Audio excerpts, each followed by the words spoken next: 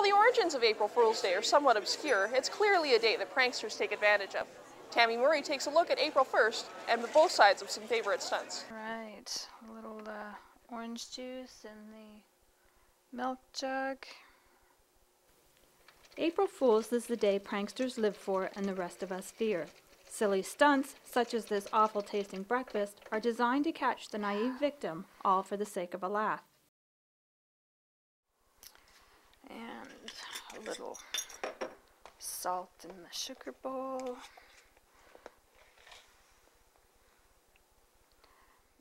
Nice, fresh, hot cup of tea with a heaping spoonful of sugar. And there you have it. Breakfast fit for an April Fool.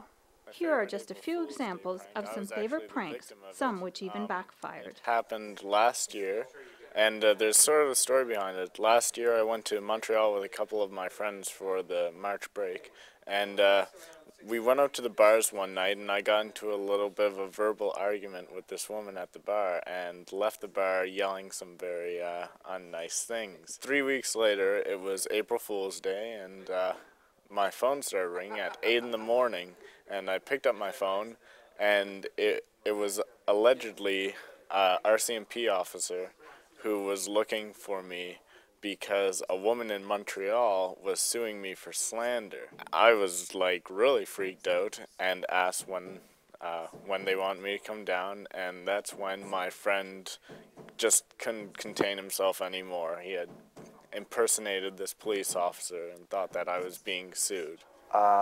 It's a personal favorite, and what you do is you put saran wrap underneath the seat of the toilet so that hopefully somebody, they wake up in the morning and throw down a number 2, and I don't want to go into detail, but it makes a pretty nice mess, and some obscenities and swearing later. You've got a really unhappy roommate / family member, and it's really terrific.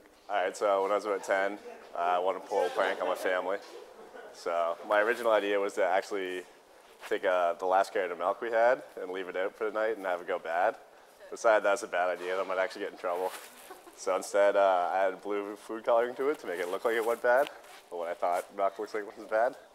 And then, so the next morning, my brother and sister were having breakfast, saw the blue milk, refused to eat it. I got in trouble.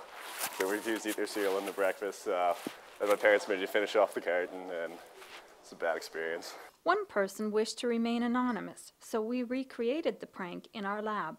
Simply stated, 1 package of Kool-Aid, poured into 1 shower head and reattached to the shower, could ruin somebody's grape day. For Stu Journalism, I'm Tammy Murray.